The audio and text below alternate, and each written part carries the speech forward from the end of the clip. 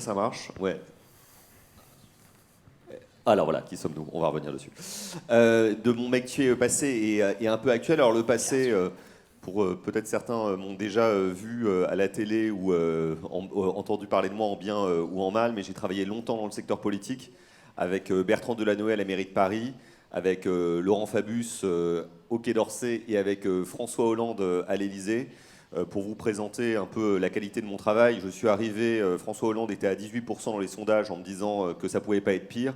L'expérience a prouvé que ça pouvait être le cas puisqu'il est descendu jusqu'à 10 et qu'il n'a pas pu être candidat à sa réélection. Donc surtout, suivez bien mes conseils si vous voulez réussir à conseiller un dirigeant politique.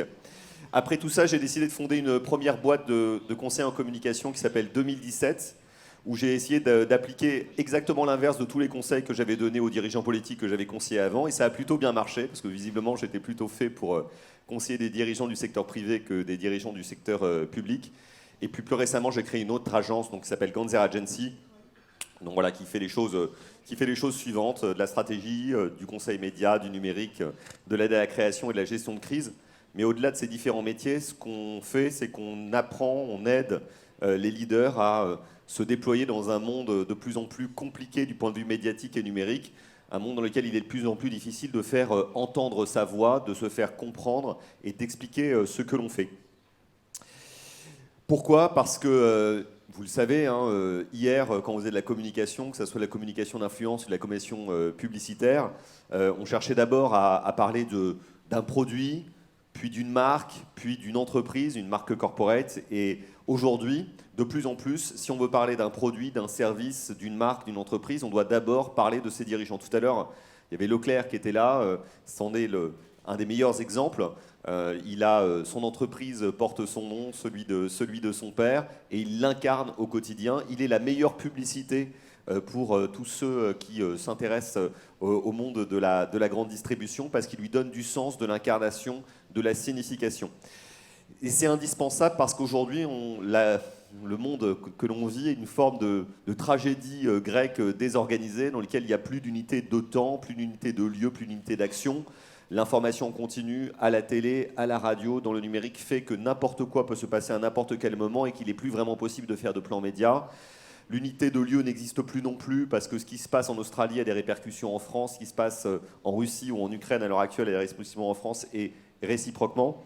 Il n'y a plus d'unité d'action puisque il y a une porosité entre les secteurs économiques, entre les sphères politiques et les sphères privées qui s'entrechoquent en permanence. On le voit encore aujourd'hui avec la crise ukrainienne qui va bousculer l'agenda des différentes entreprises. Et dans ce contexte-là, ce qui reste, ce qui peut rester, c'est le leadership du dirigeant et ce qui va autour de ce leadership, la communication qu'on peut faire personnellement, ce qu'on peut appeler le personal branding. Beaucoup l'ont compris et vous les connaissez tous. Alors, n'est pas Bezos, Musk, Obama qui veut, n'est pas Niel, Faber, Leclerc que j'ai mis ici qui veut. Et pourtant, ça se construit sur le long terme. Un peu comme on construit la réputation d'un dirigeant politique en plusieurs années, eh bien on peut construire la réputation d'un dirigeant d'entreprise en de nombreuses années. Ça ne vient pas en un jour.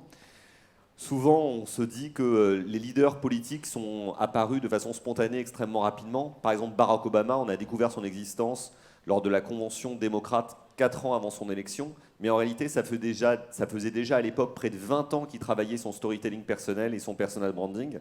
Emmanuel Macron, les gens ont découvert son existence en 2014, quand il est devenu ministre de l'économie.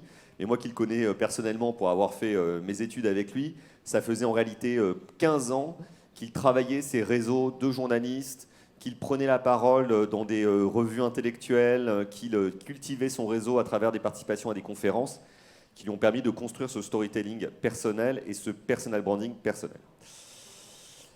Et donc, résultat, nous, c'est ce qu'on fait pour nos clients. Donc là, j'en ai cité quelques-uns. Rakuten France, le groupe Urgo. Pas Emmanuel Macron, qui n'est pas un client, mais en revanche, qu'on a fait parler sur un de nos clients, le groupe Urgo, justement. Et on aurait pu citer plein d'autres exemples. Alvarez et Martial, Common, Thibault Langsade, Combini et bien d'autres. En fait, on les aide. J'ai cité des exemples de LinkedIn là, avec mon équipe de collaborateurs et de collaboratrices, mais on le fait aussi sur Instagram, on le fait aussi sur Twitter. On ne le fait pas encore sur TikTok, mais peut-être qu'un jour, on proposera à nos clients de faire des danses pour se faire remarquer. Je ne suis pas sûr que ça soit le plus efficace, mais on peut l'imaginer aussi. Et en le faisant, Ce qu'on apprend, c'est là-dessus que je terminerai. On apprend en réalité à découvrir les tendances de fond qui sont en train de se dégager pour les prochaines années, parce que tout ce que je viens de vous dire, vous le savez déjà.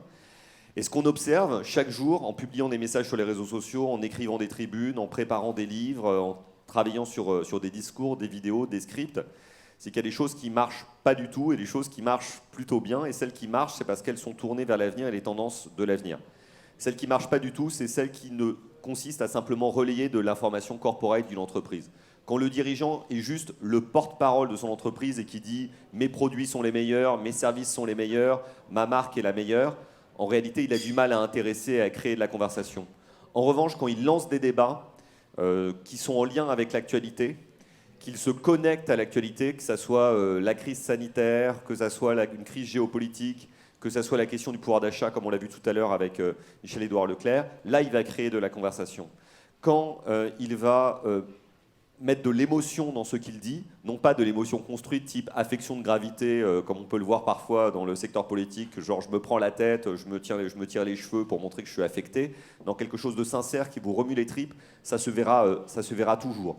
Quand vous vous engagez parce que vous avez des valeurs qui sont attachées à votre propre personnalité, qu'elles concernent l'écologie, l'égalité, la solidarité, qu'elles soient nationales ou internationales, l'éducation, la culture, ça se voit, ça se ressent. Parce que ce qui fait apparaître les émotions sur les réseaux sociaux, c'est la sincérité, c'est ça qui va générer de la conversation. Donc ça, c'est sur les valeurs et les émotions. Sur les acteurs, vous le savez, on est passé dans un monde d'influenceurs. Alors je pense qu'on est un peu dans le moment entre chien et loup dans lequel il y a tout et n'importe quoi. On est dans l'ère de l'unboxing permanent et on le voit y compris encore aujourd'hui pour les dirigeants politiques. Je ne sais pas si vous suivez cette campagne présidentielle qui est quand même bien pourrie, mais bon, il y a quand même quelques trucs assez rigolos, notamment le rôle pris par des coachs et des influenceurs comme Magali Berda, qui avait l'habitude de plutôt traiter avec les Marseillais et les anges de la télé-réalité, qui maintenant reçoit tous les candidats à l'élection présidentielle.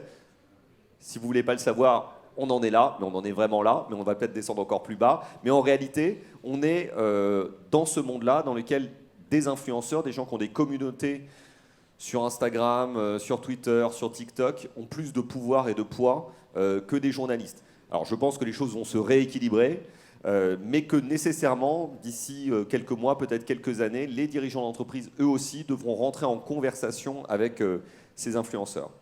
Et puis, s'agissant des outils, vous le savez, évidemment, bon, les réseaux classiques, ça, j'en parle pas, mais il y a tous ces médias émergents, YouTube ne l'est plus, Twitch, bien évidemment, hein, je ne sais pas si c'est déjà un outil pour vous, mais c'est déjà un mécanisme de conversation intéressant en direct pour parler du débat public, parce qu'on parle beaucoup de politique en réalité sur Twitch, qui est une plateforme de jeux vidéo à la base, mais aussi sur plein d'autres médias qui peuvent sembler être des médias de niche et qui pourtant ont de l'influence et ont du pouvoir.